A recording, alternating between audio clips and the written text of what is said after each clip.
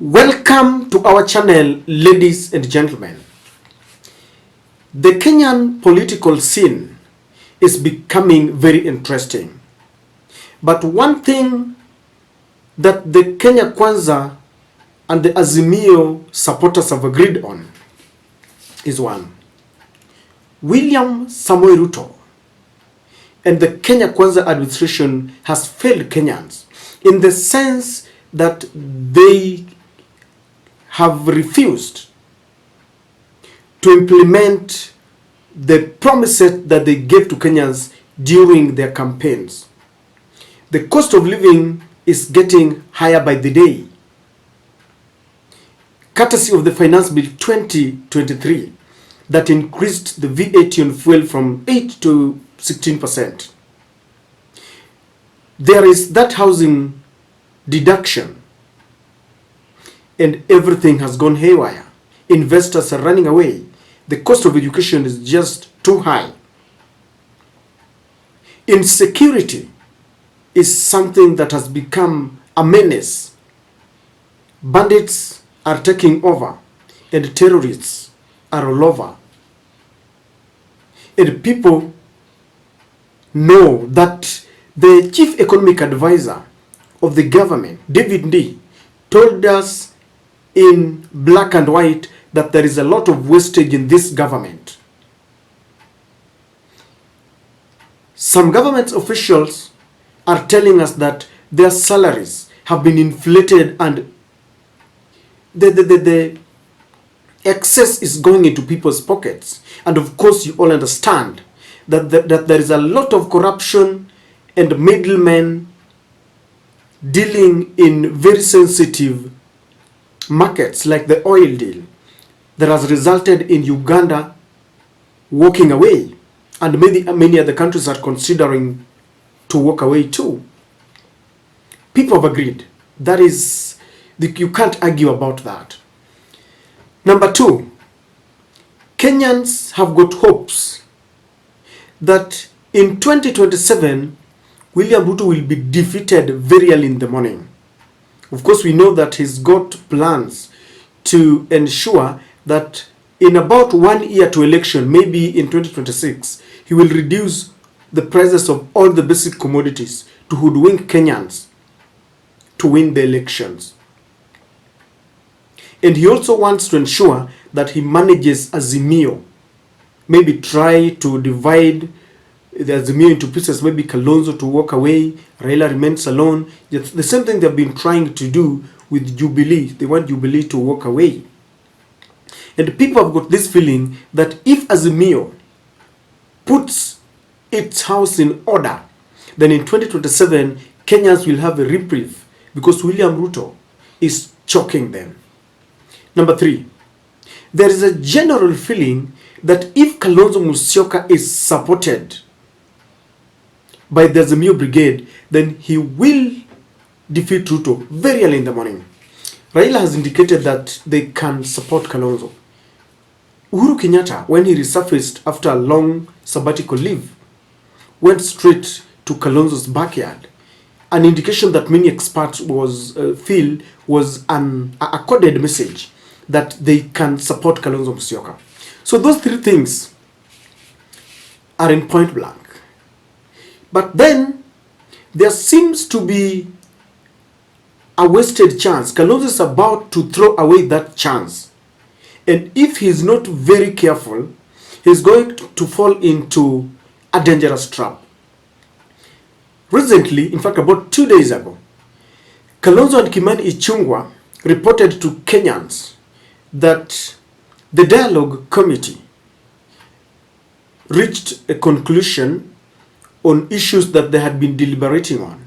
But one thorny issue, which is the agenda on the cost of living, was not tackled properly. Of course, there were some recommendations that traveling allowances of government staff should be reduced. I don't know, things like road maintenance should be reduced. But then, the elephant in the room was to ensure that they reduce taxes, remove the housing levy, and ensure that there is reduced corruption in the country. But Kalonzo and Kimani Ichung'wah reported that they failed to agree. And that prompted Uhuru Kenyatta, a man who has been in government as the head of state and the head of government for 10 years, a man who has worked together with Raila Amolo Odinga, Kalonzo Musyoka, and William Ruto as his deputy, convened a very urgent meeting to discuss the bipartisan outcome.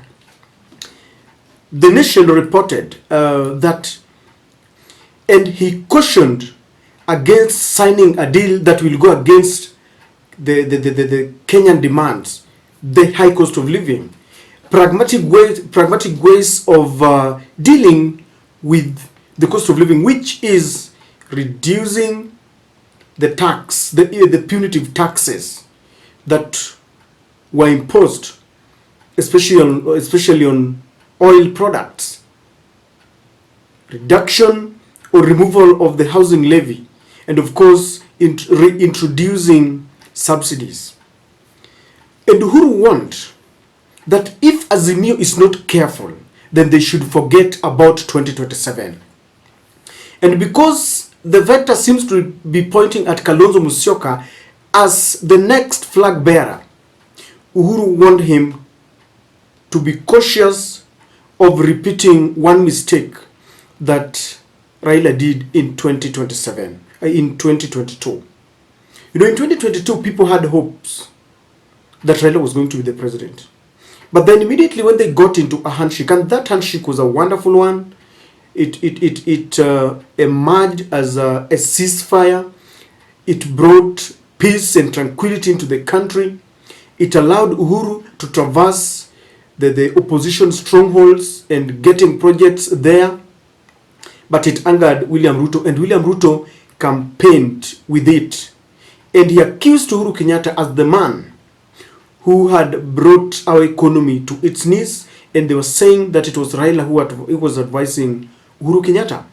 With that, the hustler nation swallowed that lie, and when Raila was going to the polls, despite the fact that this time round he thought that the deep state that has always denied him of his victory was now with him, but the country lost his trust, because Raila is a man who is known to be revealing scandals within the government, like he's doing with the Dubai oil deal.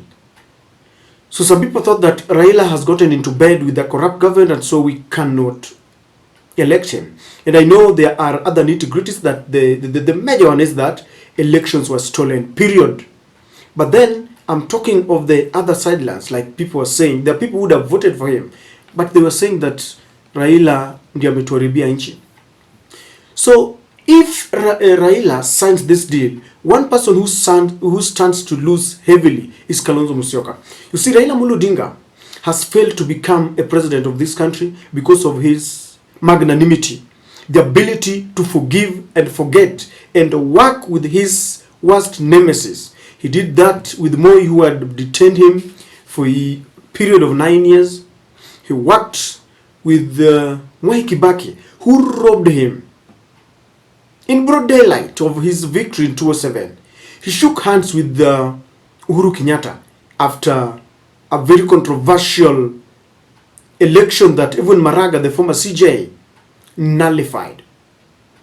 And so even as he goes into polls in 2027, if at all he decides to contest and they support him, Raila will beat William Ruto,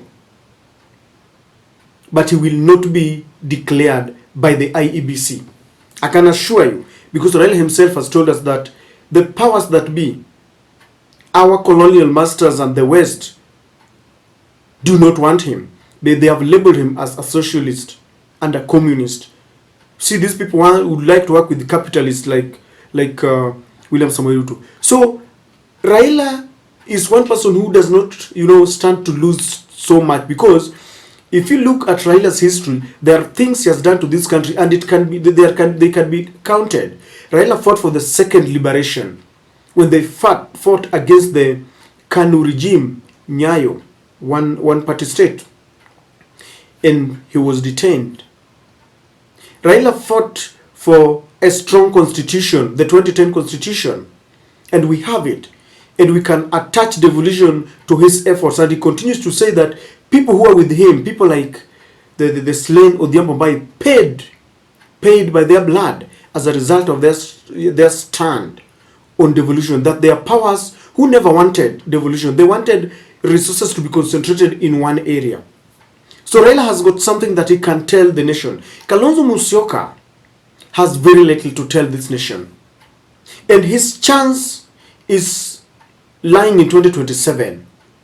And Uhuru is warning him that if at all he will succumb to all these machinations and mischievous, olive branch that is being extended by this regime, then he will lose. Because then a narrative has been crafted that Raila, Kalonzo, Martha Karua, people like Eugene Wamalwa and Oparanya wants to get to government through the back door. And if at all they will sign this without looking into proper mechanisms of how to reduce the cost of living, then people will say that this is what they have always wanted, because it is crafted that Raila will be a opposition leader with an office, a secretariat, and then Kalonzo and Martha Karua will be assistants. Of course, Martha Karua has distanced himself. And people will argue that it was for self-aggrandizement that they went to the streets and people were killed. Now Kalonzo is being absorbed into this mess. And Uhuru is telling him to run away before it's too late. Number two, ladies and gentlemen, it is in human nature that it will become very difficult for Kalonzo Musyoka. And I'm looking at Kalonzo as the future Azimio flag bearer, if Azimio will still stand together. It will be very difficult for him and to the entire Azimio to criticize the same government that they seems to be working with, because there is no way you can tell me that William Ruto is telling them that we won these elections free and fair, but we want to create for you an office so that you can check us, so that you can criticize us. How does criticizing or checking a government comes with an office? Is it a must? We have seen Raila Amolo Odinga criticizing this government. Raila unleashing and revealing some clandestine, corrupt deals within the government without an office. Raila is an office himself without an office. And so there's no way you tell me that William Ruto has demonstrated, with absolute faith that he wants a strong opposition. Why? He continues to interfere with the Jubilee. He continues to interfere with the ODM. He's working with the rebels, and is the one who is initiating this rebellion. And so you cannot tell me that a person who does not respect political parties wants to create an office to be criticized. And this is a trap to Kalonzo Musyoka. And Uhuru is warning him. Let me tell you something. Kalonzo will lose touch with the people of Kenya, because people will look at him as a man who has gotten into the mess. And people will say, afadhali tufanye kazi na gava sasa. Because if you are working with the government, in quotes, because an office has been created, then people will say no. Hakuna haja. Kalonzo will have little time to prepare, because they will seem to have been sacked, and so there can be some laxity, because William Ruto will be, William Ruto will start, choreographing something that they are now friends, there is peace in the country, and he will shower them with praises.